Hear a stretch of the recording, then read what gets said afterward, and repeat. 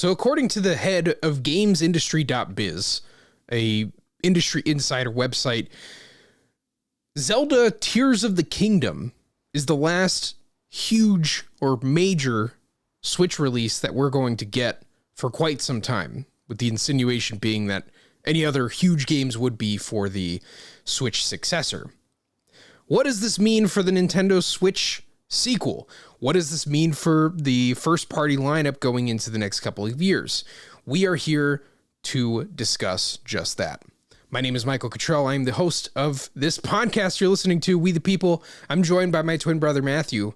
Say hello to the folks. Yo! So we're here with the goods. The goods. I did quite a lot of research for this episode, and I'm excited to present what I've found, because boy, is this a can of worms. So this guy, Christopher Dring, just is talking on Twitter. He's talking about, like, why didn't they delay Pokemon Arceus to this Christmas and then have Scarlet and Violet next Christmas? I mean, of course, they should have done that. Oh, but the anime, but the TCG. Who cares if those come before the games? Honestly. Anyway, that's a different podcast that we already did. It's a podcast for another time. He says as a follow-up, what I hear is that Nintendo's post-Zelda lineup, if what I hear is true about the Nintendo's post-Zelda lineup, parentheses, there isn't one, those games could play a key role next year, as in Pokemon games. So based on his what he's hearing, which is probably a lot. I mean, people talk, and Nintendo's one of the more secretive companies that actually keeps their secrets a little more well guarded than what I see in sort of the PlayStation sphere.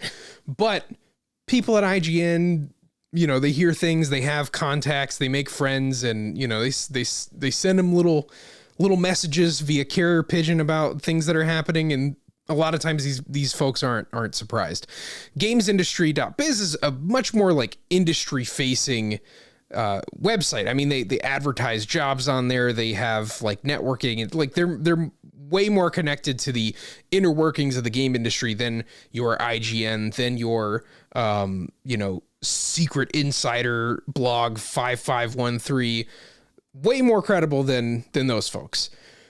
And I gotta say, I believe what he's saying, but I would challenge what he means by the phrase huge. But before we get into what is huge and what's not, Matthew, what is your take on this? Do you think that Zelda is the last big hoorah for the Nintendo Switch? So I actually feel the same way that you do. I think GamesIndustry.biz is a source that we can trust. It's not your run-of-the-mill, quote-unquote insider that a lot of these people claim to be, where they throw out every Nintendo fan's dream scenarios as far as list or lineup of games that are coming out. You and I always have this joke, Michael, that we used to have this joke when Super Smash Bros. Brawl and Super Smash Bros. For Wii U and 3DS were coming out, that when all these people were leaking rosters, it was always the roster that was the most disappointing that turned out to be true.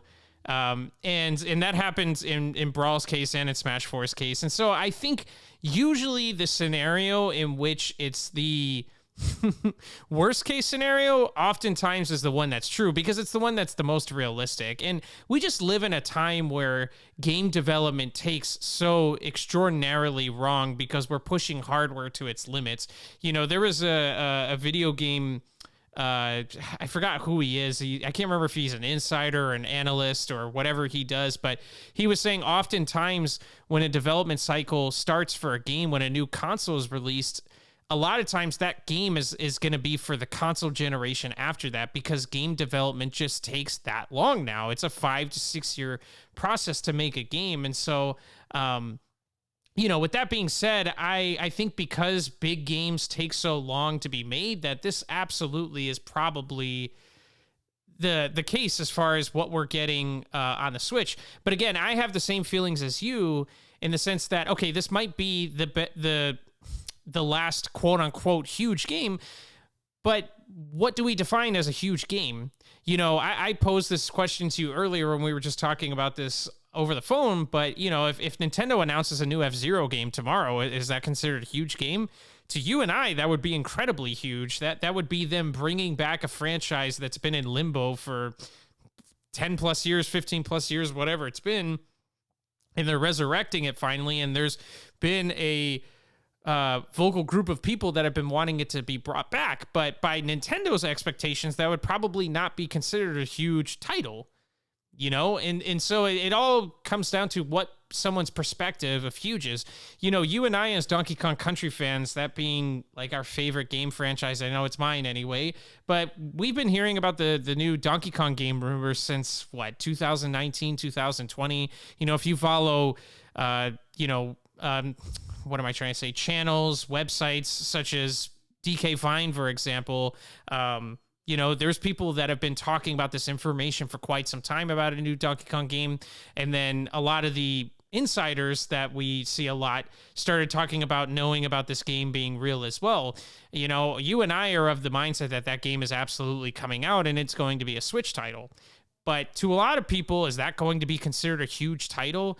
You know, when's the last time we considered Donkey Kong to be a huge franchise? You and I still believe it's a huge franchise. It's Nintendo's 4th or 5th best-selling franchise of all time, but it hasn't been in the spotlight for over 10 years now. Not since Donkey Kong Country Returns.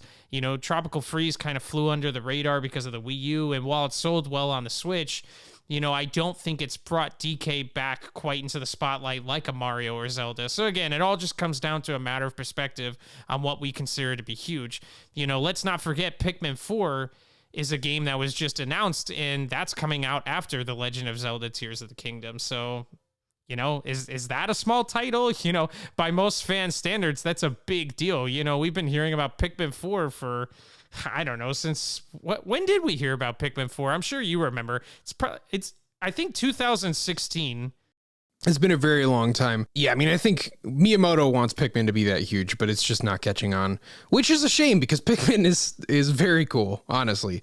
Very cool. But yeah, so I wanted to get to the bottom of this question. And I think as far as like this gentleman is concerned, he's talking in somewhat of a recent sense, and he's talking about games that are going to like easily slam the 10 million copies sold mark. Zelda Tears of the Kingdom, I predict gun to my head, like my prediction is it's going to sell about half as well as the original. Maybe a little more than half, but it's going to be like, there's going to be a wide gap in between the two. And I say that simply because that's pretty much the history of every, you know, strong series on Nintendo where there's multiple entries in the same franchise. I mean, you know, you look at Mario Galaxy almost clearing 14 million copies, and then Mario Galaxy 2, it's more like 7, 8. You look at Donkey Kong Country on the Super Nintendo, almost clearing 10 million copies. Donkey Kong Country 2 clears more like 5. And then Country 3 clears more like 3 to 4, so it continues even beyond that. And you get kind of diminishing returns, and so I think that's one of the reasons that I don't expect a Mario Odyssey 2 at all. People are talking about that like it's just guaranteed to happen, and I do not think it's gonna happen, because, you know, why put out an Odyssey 2 when you could just save all of that creative energy for the next Mario game that's going to, you know, make a bigger splash in the next system. But in any case, I wanted to finally answer this question because I got an interesting comment a couple weeks ago saying that, like, you know, Banjo wasn't a big franchise. I'm so sorry, I'm forgetting your username right now, but I really appreciate the comment because it just got me thinking, like, was Banjo a big franchise? And so I go back on the Nintendo 64 and see that it sold like 3 million copies. And it's like, okay, well, you know, compared to like, I don't know, the 50 million that Mario Kart 8 Deluxe sold, it's not that impressive, but you have to look at the context because the context matters. And when you look at it that way, Banjo was like a solid mid-tier franchise, which is awesome for a new title, you know, and Rare's catalog was just, you know, oozing in the N64. I mean, GoldenEye was the 3rd best-selling game. Diddy Kong Racing was huge. All of these games were like kind of in the top 15 Nintendo 64 games. And like, no, yeah, Banjo was pretty big, as was Diddy Kong Racing, as was even like Perfect Dark. Perfect Dark was bigger than Mario Tennis, Hey You Pikachu, Kirby, and FZero. So I mean, like, you know, I just became kind of obsessed with this question of like what is a huge Nintendo franchise? What is it not? So I'm going to invite you on a little bit of a journey, folks, of where I've been for much too long. My methodology here is to look at the best-selling games of every system, every Nintendo system, and we're just talking like, you know, first party here, and I am kind of comparing the system sales, like where they kind of rank in the lineup, to kind of determine like how important they were for the system. Because obviously you look at a game like, let's say Xenoblade. Xenoblade's cleared 2 million. Oh my gosh, that's incredible. But like, that's nothing compared to all the stuff that's cleared like 5 million, 10 million on Switch. So a bunch of titles clearing 20 million. Whereas there's a lot of systems where that's absolutely unheard of. Like, you know, Nintendo 64 had nowhere near the heights of the Switch. Wii U obviously was capped because you have to kind of compare it to the system sales. If the Wii U only sold 13 million copies, then 2 million copies sold on the Wii U, as Donkey Kong Country Tropical Freeze did, is a lot more impressive than Xenoblade 2 selling the same on a system with 10 times the install base. So like, this context matters in sort of like weighing where these franchises sit. And so I kind of made a tier list, you know? What can I say? I'm a Smash guy. Matthew. Am I a Smash guy? Yeah, I mean, tier lists are just kind of standard to fighting games, or anything. Whatever. Yeah. Smash introduced me to them, you know? Back in the Melee days, they said Yoshi and Pikachu were low tier. I says, I'll pick them up. And all of a sudden they're high tiers now, or mid tiers. So, you know, this stuff can change, and I have a bit of a recency bias because obviously what's worked recently is a little more relevant than what worked in 1980. But anyway, so here's where we go. In the high tier, these have been at the top of certain console cycles, but not consistently. You can't count on them being there. So at the bottom of this, we've got Luigi's Mansion, which is one of the most successful franchises on the Nintendo Switch. But on the GameCube, on the 3DS, it's like a little lower down in there.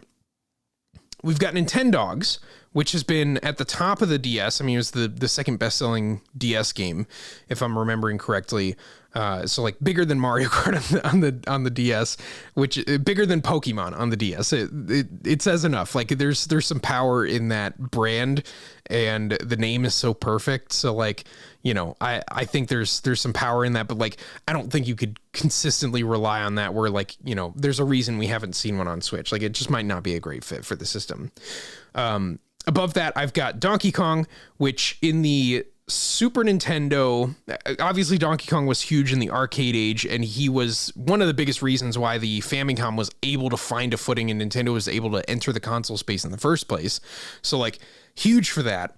Then he goes kind of dormant, and in the heat of the console wars, Donkey Kong Country, you know, really just solidifies Nintendo's place on top, where Sega had taken away more market share. They had reached 55% market share the year before Donkey Kong Country came out, and that game was like really leading the charge on like how much better the Super Nintendo was, and the Play It Loud campaign, like huge in those like mid to late 90s.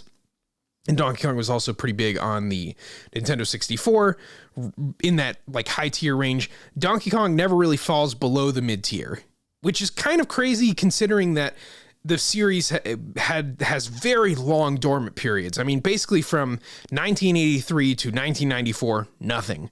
From 2001 to 2010, nothing. And still, like, he can go into hibernation for that long and only have these like tiny little experiences come out and then just come back and bam, Donkey Kong Country returns. You know, people were talking about another damn Donkey Kong game for Metroid. Of course they made another Donkey Kong game. That one game on Wii not only sold 6 times as much as Metroid Prime, it outsold all 3 Metroid Prime games put together. Like, just incredible power in the Donkey Kong franchise. Don't you mean 3 times as much? Because Metroid Prime, each one sold 2 million copies. Metroid Prime 3, the last number that I got was like it sold 1.3 million or so, whereas Donkey Kong was like close to 6 million on Wii. I thought every Prime was around 2 million, which regardless, Donkey Kong Country Returns outsold the entire trilogy. Yeah, maybe if you combine the Metroid Prime trilogy with the Metroid Prime 3 corruption sales, it's probably, we're probably getting closer to 2 million. But yeah, in any case, Donkey Kong is huge. But at the same time, like, because of those long dormant periods, and when he has been active, he's either at the top, the high, or the midpoint in like Nintendo's first party lineup. You just don't really know like where it's going to land. And, obviously they've had trouble like keeping a good developer on the case. Rare was a great fit. Rare, looking back at like the N64 was just the top 15 games were like chock full of Rare games. It's incredible how many different genres, how many new IP they were able to launch during that cycle that just became like top 15 bestsellers. That was a huge mistake, letting them get bought up by Microsoft. Not only did you lose all that IP that you could have had boasting, really as a boon to your system, that were like a lot of them appealed to older audiences, but you also lost like a great developer in the Donkey Kong franchise. They found a great home in Retro Studios. Obviously, those games' reputations speak for themselves. But now that Retro was trying their own thing, that got canceled, and now they're doing Metroid Prime again. We're back without a Donkey Kong home, and I think it's been over 10 years since Donkey Kong Tropical Freeze was like 2014, I think. February of 2014. So yeah, again, almost like another long wait, which Donkey Kong Tropical Freeze on the Wii U sold over 2 million copies, which doesn't sound impressive, but when you look at it in the context of like which games did, and here's another like curveball that I can't really account for too much, but like certain games that were bundled with the system, obviously they're going to sell more because they come with it. Donkey Kong Tropical Freeze was the second best-selling game that was never packaged with the system. So like that's really impressive. 2 million copies on a console that only broke like 13 million. That's pretty impressive. Like the best-selling game on there only did 8 million in Mario Kart 8. But 2 million puts it super close to Mario Party 10, super close to Zelda Wind Waker that sold like slightly more. But anyway, I digress. And now that Tropical Freeze is on the Switch, people talk about, oh, Xenoblade's so huge. Oh, Fire Emblem's so huge. You know what beat both of them?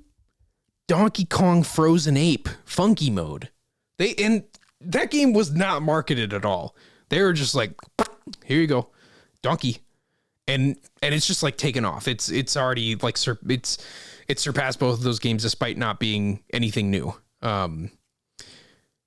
All right, so now we get into the Zelda franchise, which right now, you look at the last like 5 years and you're like, wow, Zelda, so big, because obviously Breath of the Wild is really like setting the world on fire. Outside of Breath of the Wild, we've got like a more like mixed history with Zelda. Huge on the NES. But then on the Game Boy, it was like one of those like kind of mid-tier franchises. On the Super Nintendo, it was also kind of a mid-tier franchise. Like it didn't sell on the Super Nintendo. It didn't sell quite as well as Donkey Kong Country. It didn't sell quite as well as the Mario games on there. And so, well, my mistake. It's more of like a high-tier franchise. So the top tier of the Super Nintendo being Super Mario, Mario Kart, and Donkey Kong.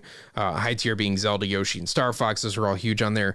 But in the GameCube, we have Zelda as like very respectable, but like, selling kind of around the range of Zelda or around the range of Luigi's Mansion, Metroid Prime, so on and so forth. On the Game Boy Advance, same kind of story. Like Zelda's always up there. It's either in the top slot or it's in the high slot. So that's why I would inch it somewhat above Donkey Kong, because it's survived while Donkey Kong has had those rough patches. Although I believe Donkey Kong could be a bigger franchise if they consistently developed for them. But yes, Zelda is pretty huge on the back of Breath of the Wild, but the last mainline Zelda game for that sold less than 5 million copies on the Nintendo Wii. So, I mean, you can't really like say that like Zelda's like a bona fide guaranteed hit. Like Zelda does miss sometimes.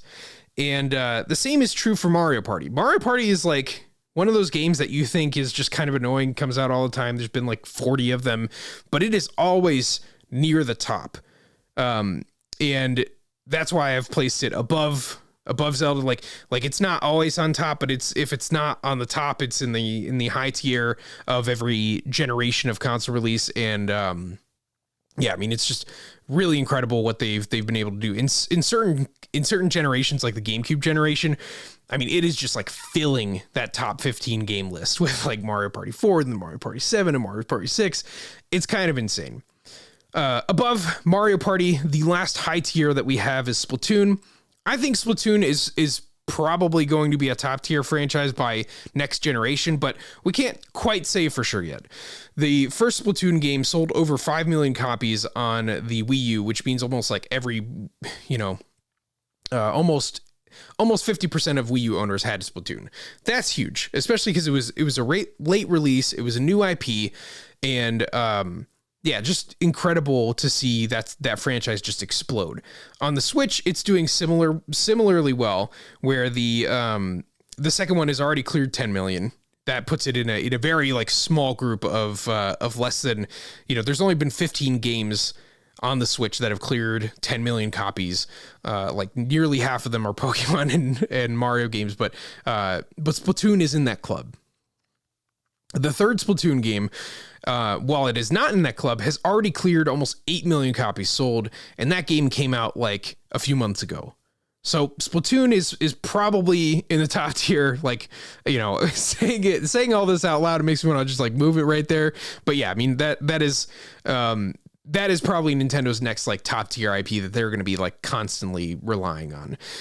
Now we get to what I think this guy's talking about when he is talking about huge games, system sellers, like guaranteed top of the top franchises. For these, at the bottom of this, I've got fitness games. You think of like Wii Fit, you think of sports, Nintendo Switch sports games, and you think of Ring Fit Adventure. Ring Fit Adventure is the 9th best-selling Nintendo Switch game, and Nintendo Switch Sports has already cleared 6 million copies, and that was put on the market in April of this year. So sports is huge. It will continue to be for Nintendo. Obviously, Wii Sports, Wii Play, you already know. Like, I don't have to tell you that those games were like, they make Super Smash Bros. Look like a niche franchise. But all that being said, like, it can be a little hit or miss. Flash Focus for the Nintendo DS didn't do as well. And, marketing these games seems to be somewhat difficult sometimes, but like it didn't quite hit on the Wii U like it did on the Wii, but they are reliable. Like these very rarely miss, if at all. The next franchise in that list is Animal Crossing, second best-selling game on the Switch. I think part of that is a little bit inflated because it released at the literal perfect time to release a video game about finding some normalcy in life, being, in that early stage of 2020. But regardless, Animal Crossing is always at the top of the list. The only time Animal Crossing wasn't like a huge game was obviously on the Nintendo 64 version where it wasn't worldwide, and on the GameCube where it was first finding its footing. After that, it's off to the races. It wasn't as huge on Wii, but on the DS, on the 3DS, and on the Switch, like certified banger. RIP the Animal Crossing Mario Party game. I'm already forgetting what it was. But yeah, Animal Crossing does not miss as far as like the main franchise games go. Super Smash Brothers, I don't feel like I really need to say anything there. Best-selling GameCube game, top 5 to 10 on every other system.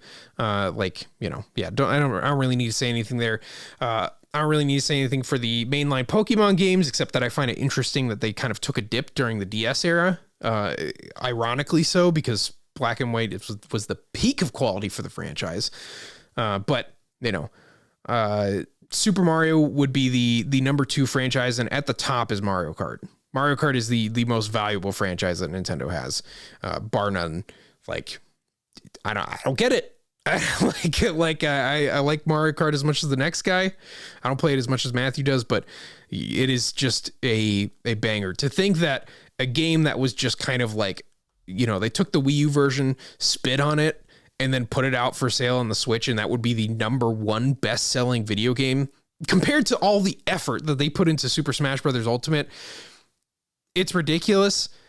It's not quite fair, but life isn't fair. And there we go. Absolutely incredible what Mario Kart does for Nintendo. So that was a lot, Matthew. Do you have any challenges, any disputes for this whole thing?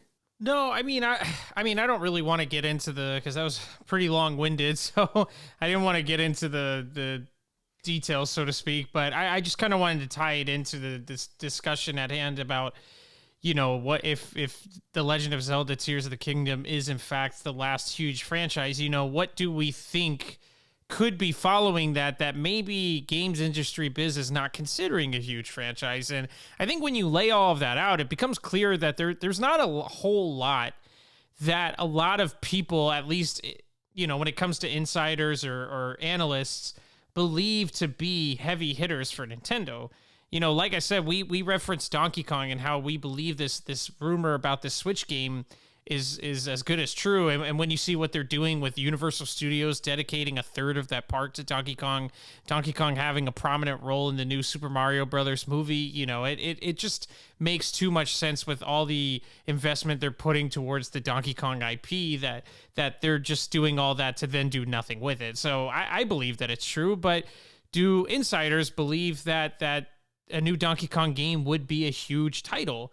We know that Metroid Prime 4 is supposed to be a Switch title. Unless that's changed, they could pull a scenario like The Legend of Zelda Breath of the Wild, where they end up putting it on the new system and still released on the old one. That could absolutely be the case if new hardware is coming out in the next couple of years. But we believe that to be a Switch title. Is that something that would not be considered huge? After the data you rolled out about the Metroid series, Metroid is not big. I think that's a very common misconception that people have when evaluating game franchises is I think there's things that skew our opinions. I think it's things like for one, Twitter discourse and Reddit discourse makes us think a lot of things are much bigger than they are. A perfect example would be Fire Emblem and Xenoblade.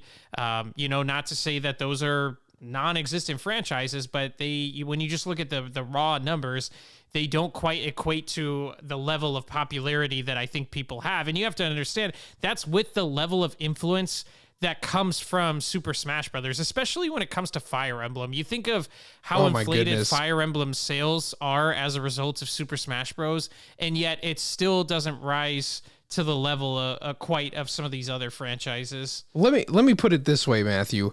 Splatoon 3 has outsold the entire Xenoblade franchise in 3 months. I think they actually did it in a few days. Just look at well, again, that's no knock. That's no knock against any of those game franchises. There's plenty of smaller game franchises that you and I love. I would love for them to bring Star Fox back. I would love for them to bring FZero back. But again, you can't just argue against the data, and so I think there's a lot of things that skews people's opinions of what is big and what isn't.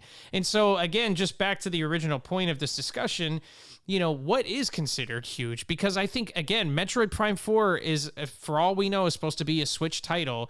To me, that would be huge. To the game industry, probably not. Even though I think Metroid Prime 4, I think anything that's 3D is going to sell much better.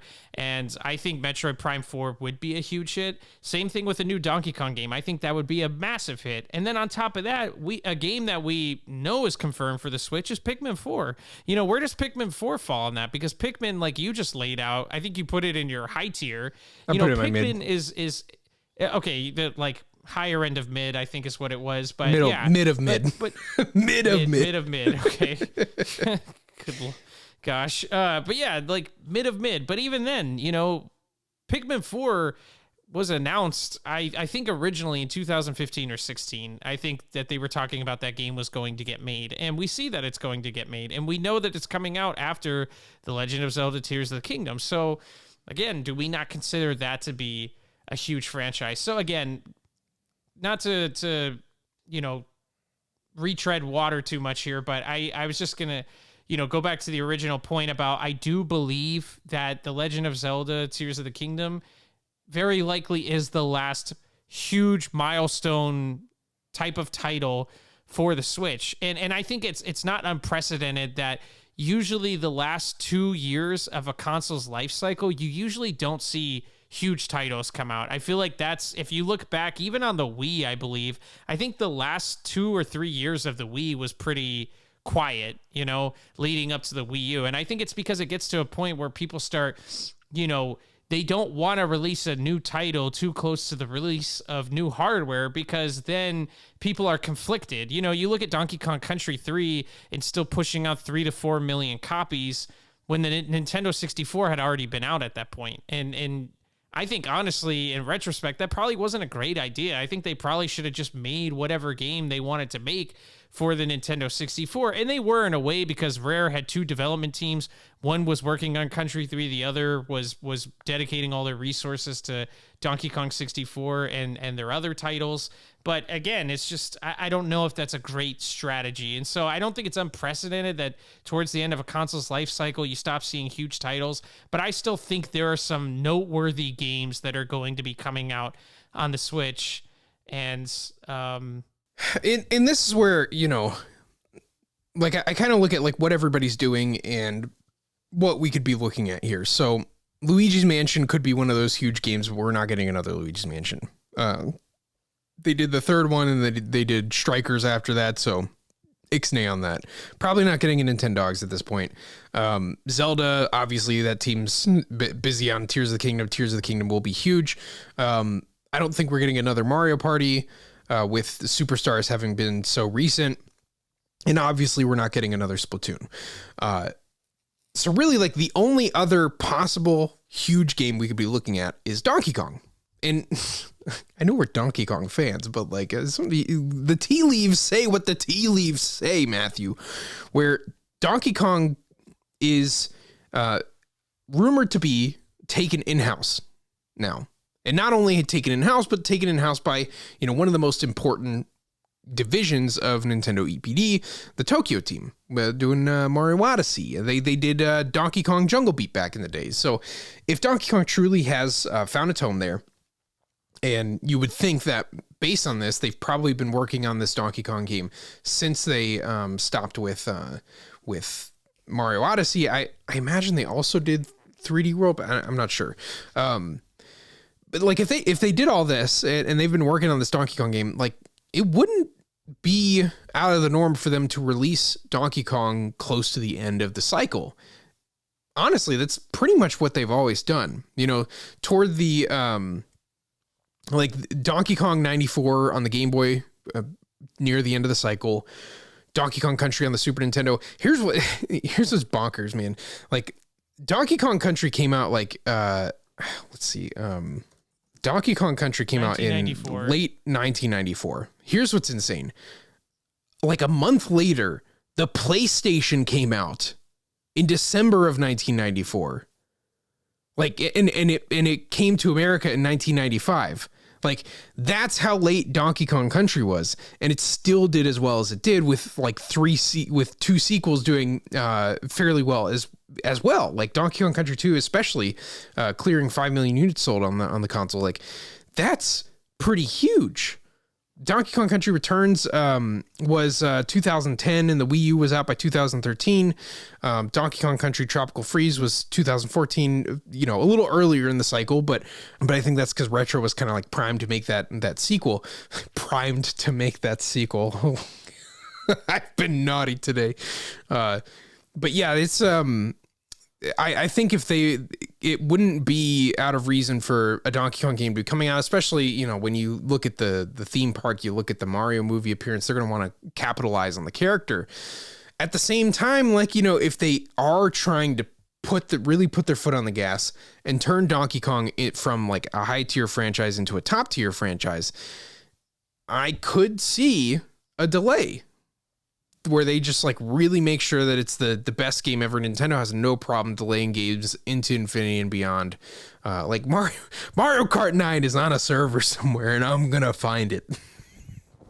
But yeah, I mean, I could see either scenario, but as far as huge releases that could come to the Nintendo Switch, it's really just Donkey Kong. Like the question isn't, does Nintendo have another huge game after this? It is Donkey Kong coming out before or after the new Switch? Yeah. And I mean, and I think there's always a chance that they could table something for new hardware. You know, again, we've seen examples of Nintendo doing that in the past. I just think that Donkey Kong is most likely going to be one of those games. Again, these are all rumors. We just believe them to be true. But assuming it is true, I think we'll probably get an announcement on it sometime, either whatever Direct comes next or at E3 over the summer, because I think it's going to fall in line somewhat with the movie coming out, just to try and profit off of that as much as possible. So that's my personal belief on that. But again, that's just one of those things that, you know, if you're looking at it from Industry Biz standpoint, sorry, I was like jumbling the name in my head, but if you're looking at it from their standpoint, I could easily see them saying, hey, we know a Donkey Kong game's coming out, but, you know, from what all the rumors have said, it's going to be another 2D game. And that's another reason why they may just be looking at that and saying that's probably not considered to be a huge game. I'll also say this too. I don't think, even as well as any insiders know, you know, a company and what they're working on, all their dirty secrets, I don't think that some of these people with insider resources are always privy to every single little thing that's going on. And a perfect example of that is knowing how the Super Smash Bros. Games have always been done, where literally nobody knows what characters are coming to the game. You know, they're very well kept secrets. And so I don't think it's inconceivable that there are other,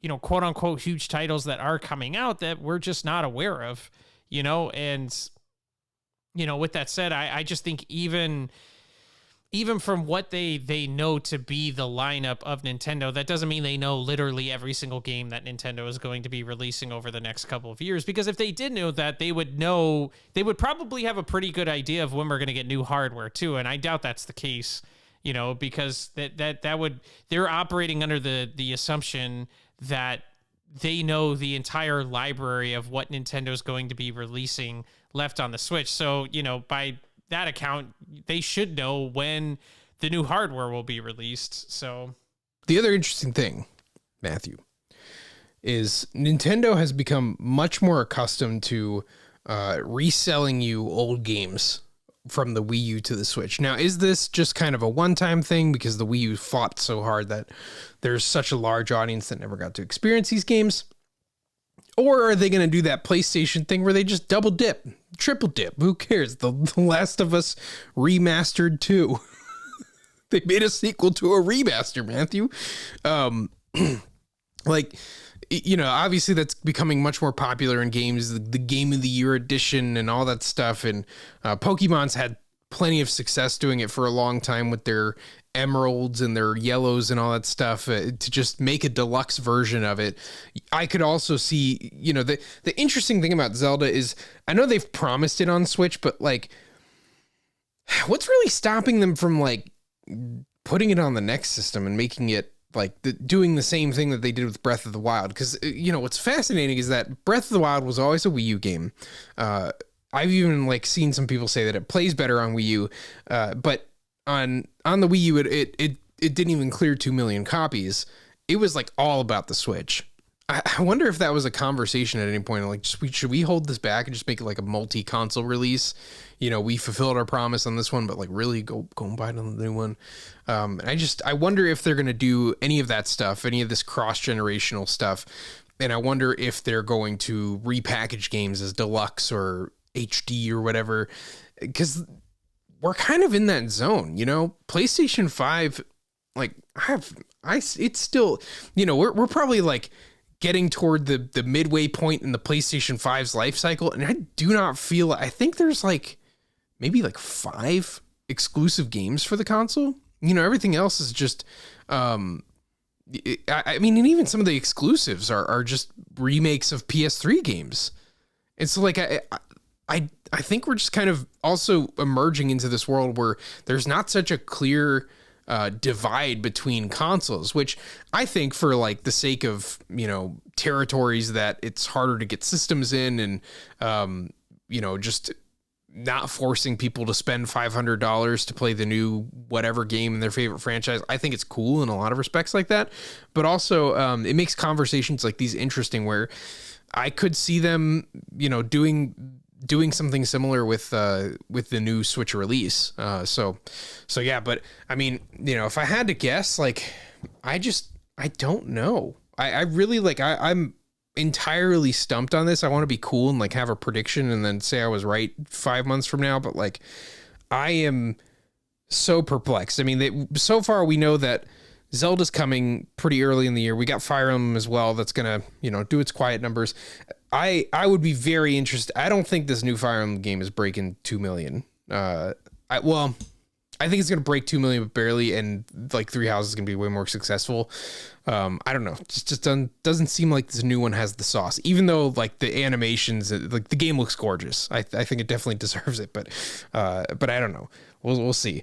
They're trying to like make it more like Fire Emblem Heroes, and like kind of capitalize on the phone game's popularity, which is funny that, Fire Emblem is now a spin-off of Fire Emblem Heroes, but, yeah, and then we've got Pikmin after that. That's going to happen in the mid-year.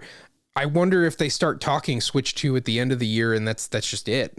Well, I'll say this. You bring up an interesting point with ports, and there's still quite a few Wii U ports that I think they could profit from by releasing on the Switch.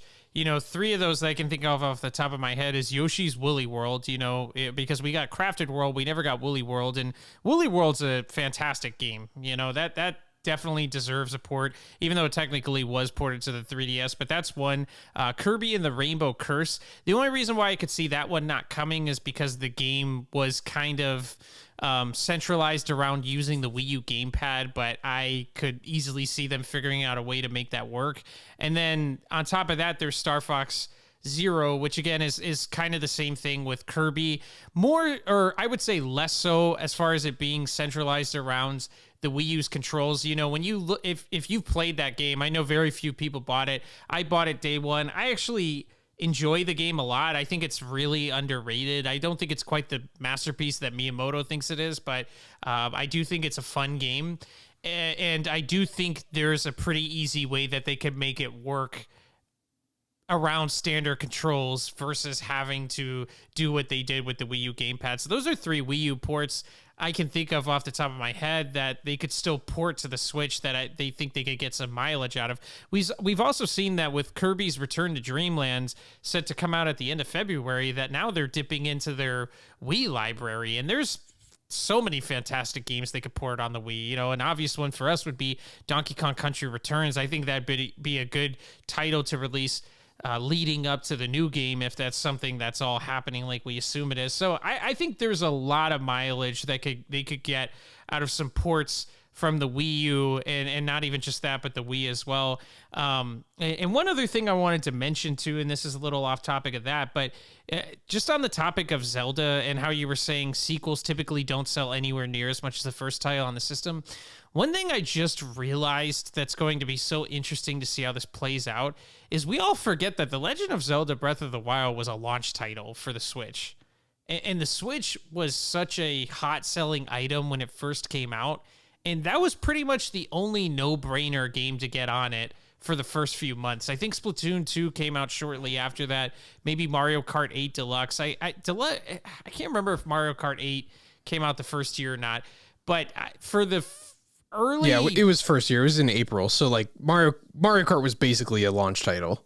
Yeah, okay. So you had Mario Kart still. But I just think, the fact that Breath of the Wild was a launch title, I think is also something that probably inflated the sales of that game, because Absolutely. that's just typically how launch titles work. I mean, you look at Knack. Knack was yeah, exactly. Knack was a launch title for PlayStation 4 and outsold Super Mario 3D World, and then they did Knack 2 and it sold nothing. You know, it's just the fact that when people are buying a system for friends, family, kids, whatever it is, they want to get a good game to go with it, or sometimes a few games. And so that was the only no-brainer game to have on it at the time. I think we got Super Bomberman R as well. Yeah, I played it literally once and never again.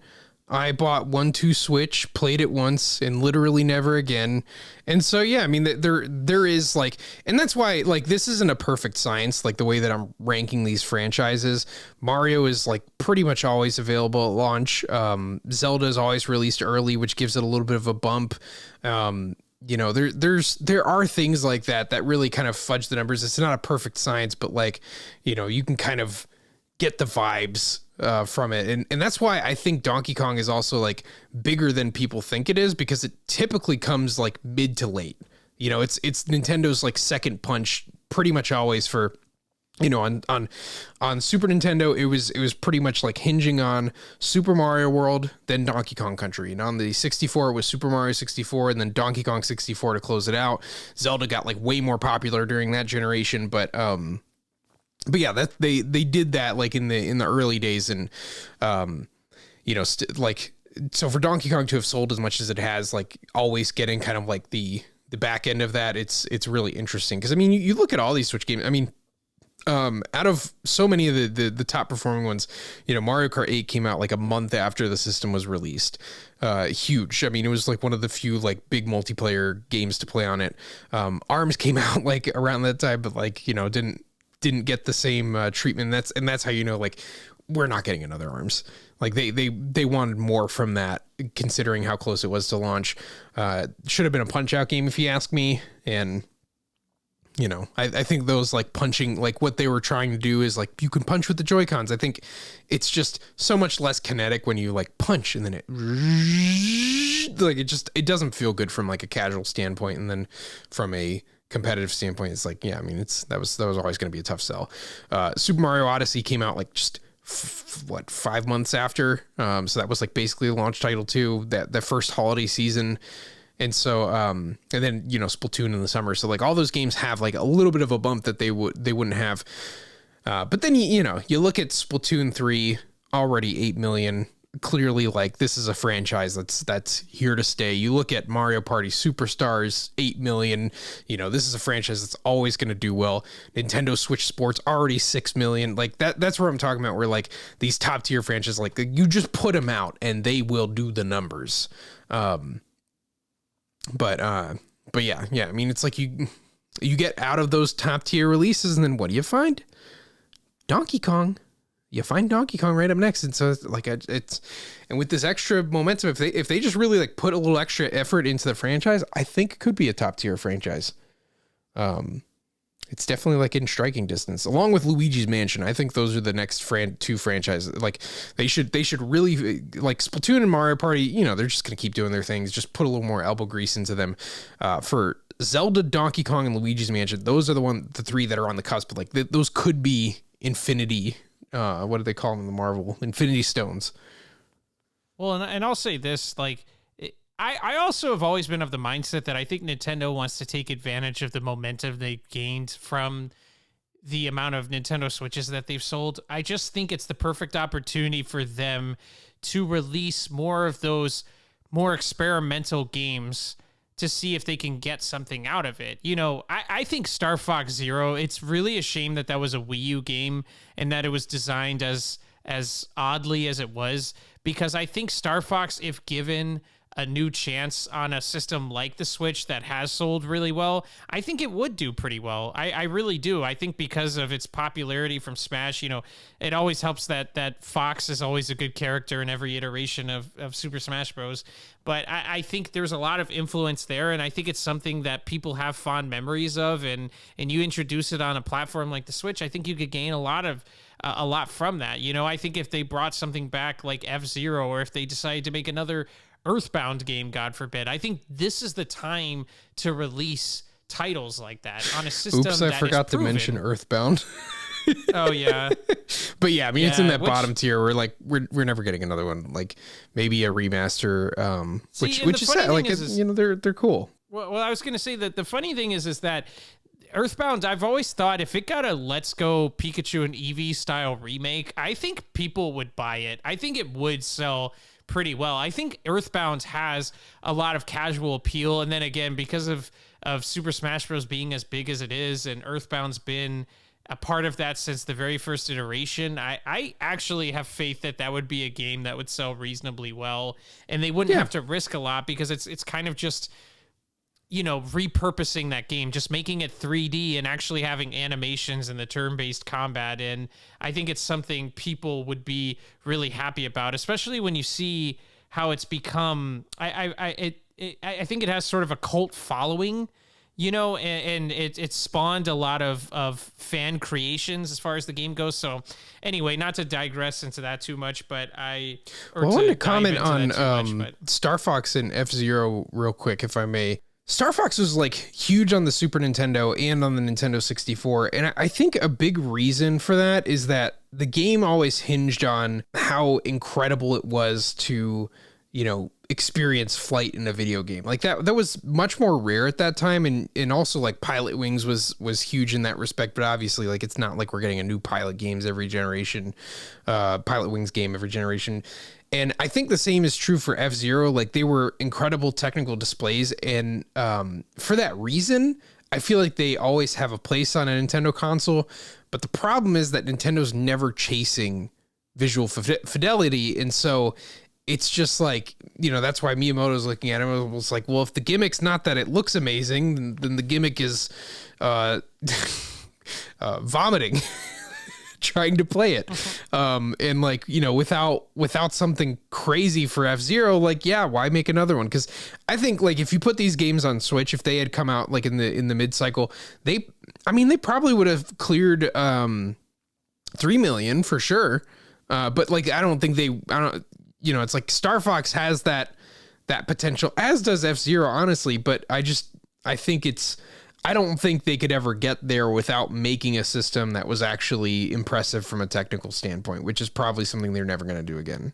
Yeah, I mean, I kind of disagree on that only because I think, you know, as a Switch owner and knowing lots of people, you know, friends, acquaintances, you know, most people I know have a Switch at this point, and they're always looking for new games to dive into. And I think even FZero, you know, there's plenty of people that want a racing game that's not quite as goofy as Mario Kart. And so I just think that what you would get out of Star Fox and FZero should be and I think easily be as much as what you get out of Fire Emblem and Xenoblade. Like I really do. I think I could easily expect it doing better than some of those, or being on the level of a Metroid Dread, where, you know, you're around that 3 million units level, which I know Three Houses is above that.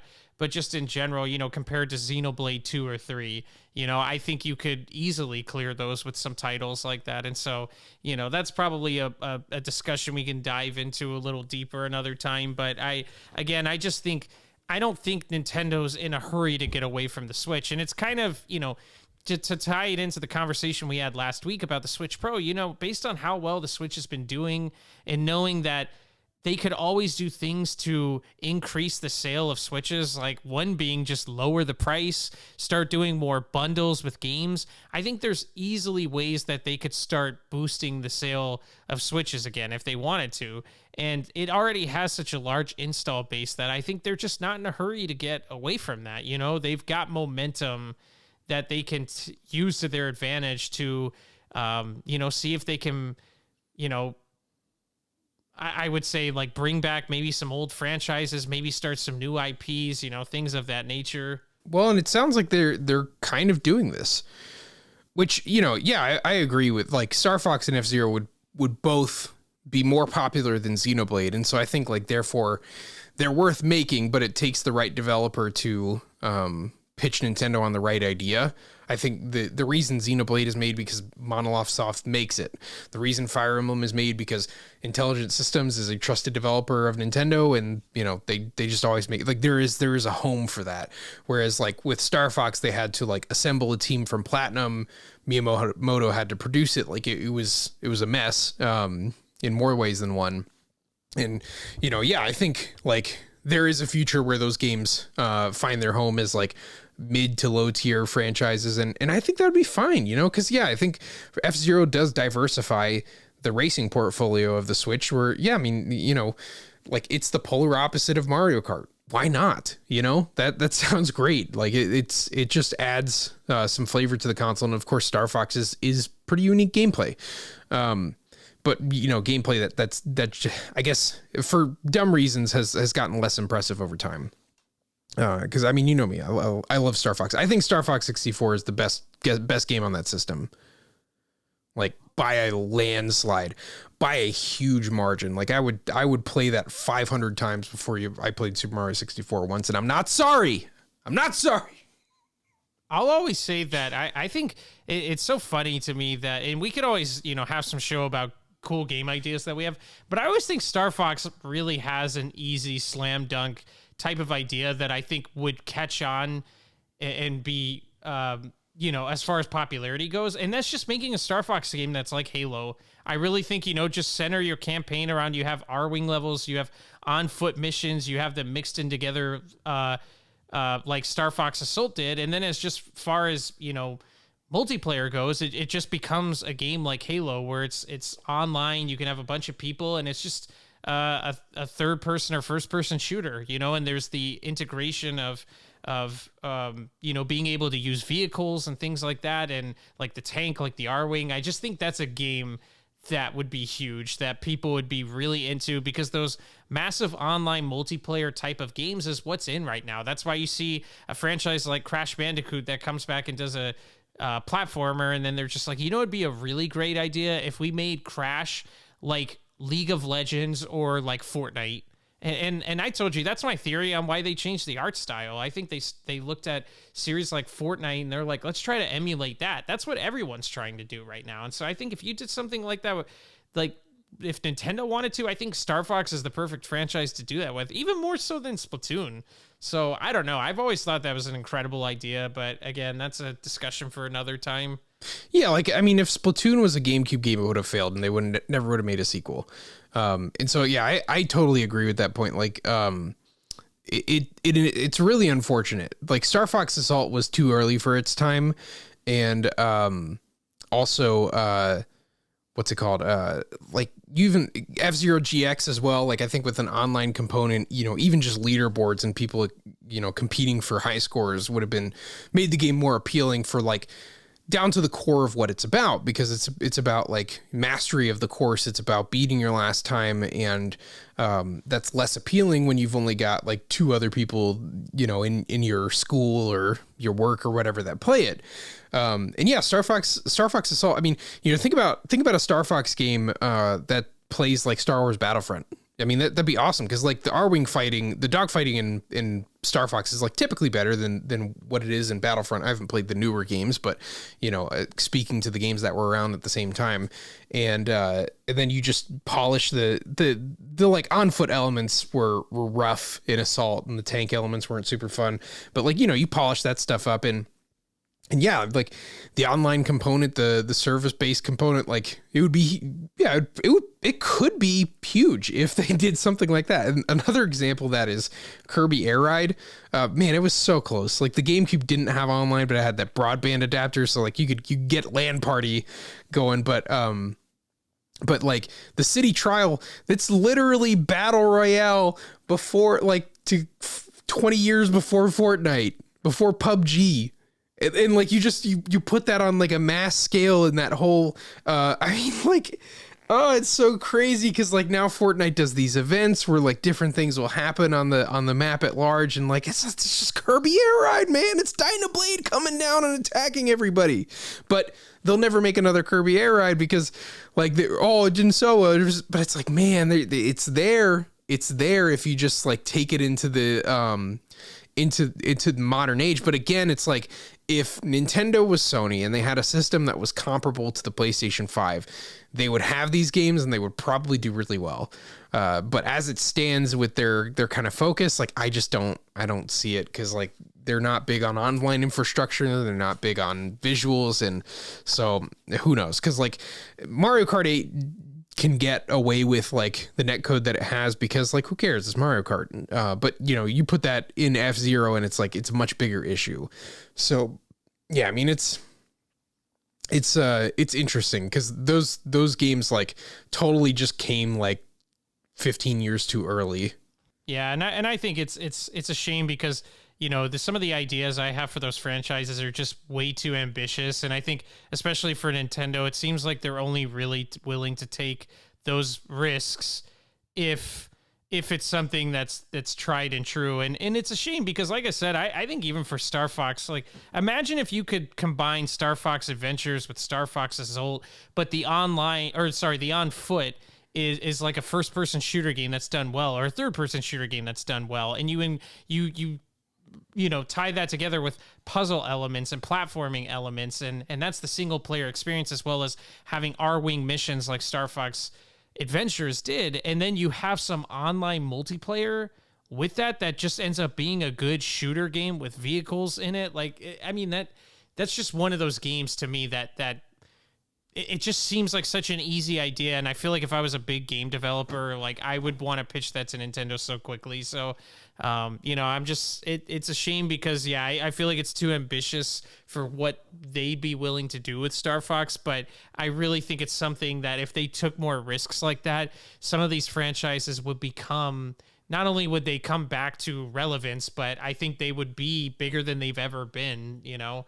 And you can see it even in examples like Kirby and the Forgotten Land that, you know, they just decide, let's make Kirby a little more ambitious. And I think most of the Forgotten Lands, it's a game that I love, but I think 85% of that game is incredibly simple and isn't too ambitious as far as the abilities go, the platforming elements go, the puzzle solving goes. It's all very simple. And yet that game, just doing that, has done so much more for Kirby than I think any other Kirby game has ever done for Kirby. Yeah, it's the best-selling Kirby game. It's the only Kirby game to sell more than the original.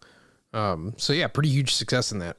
You know, it just shows you're willing to be a little more ambitious, and it can change the course of a franchise, you know? So, you know, and I know we've been all over the place with this discussion, but, you know, and I think it's, you know, to kind of tie it all together, I think, you know, we are of the mindset that, yeah, Tears of the Kingdom easily could be the last big Switch title. But, you know, as we've discussed, there's just so much I feel like that's left to be done with the Switch, and so much that Nintendo can still take advantage of with the amount of hardware that they've sold with the Switch. And I don't think they're in any hurry to get away from that. And, you know, there's a lot of insider rumors now saying that there's an F-Zero game coming, and this has actually been reported by multiple outlets at this point. So I think there is truth to that.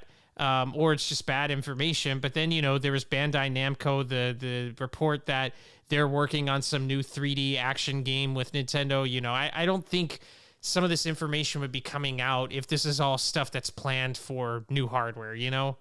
Yeah. Or if it's 4 or 5 years away. Yeah, we are in that teetering point, but yeah, allegedly we're getting an F-Zero game that might be a remaster of GX. I think that would be fine like that. I mean, I also think F-Zero could be a lot more popular now with the prevalence of meme culture. I mean, Captain Falcon's just become so much more of a character since the GameCube age, you know? With his personality and Melee and like the Knee of Justice and Falcon Punch and like the rest of all the characters in F-Zero are just so brilliantly designed to be like the most like meme-worthy, hilarious group of goofballs. I mean, everybody knows what Falcon Punch is. You know, it's just talk about not taking advantage of the influence of Smash. I mean, it's funny to see how much it's done for Fire Emblem, and I think Captain Falcon has always been, I mean, he's a character that everybody knows because of Super Smash Bros. Even casual people who have played Smash before, and to not take advantage of that is crazy to me. I think just from Smash alone, a new F-Zero would do at least respectably well. But yeah. Apparently we're getting a Prime remaster and an F-Zero GX remaster and maybe a Kid Icarus remaster. I mean, hey, like this is the time to try those things out while the Switch is still hot and before you announce the next one. That part is key because once you announce the next one, all your remastered games are going to end up like Mario and Luigi. But yeah. I mean, I think this, I don't know, it could be an interesting year where the only thing we don't have set is a big holiday game. Pokemon is probably going to do DLC for Scarlet and Violet and not patch the game or fix it.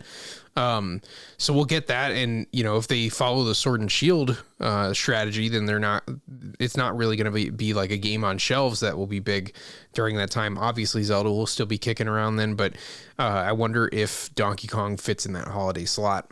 Now that we know that Pikmin's kind of taken the middle of the year.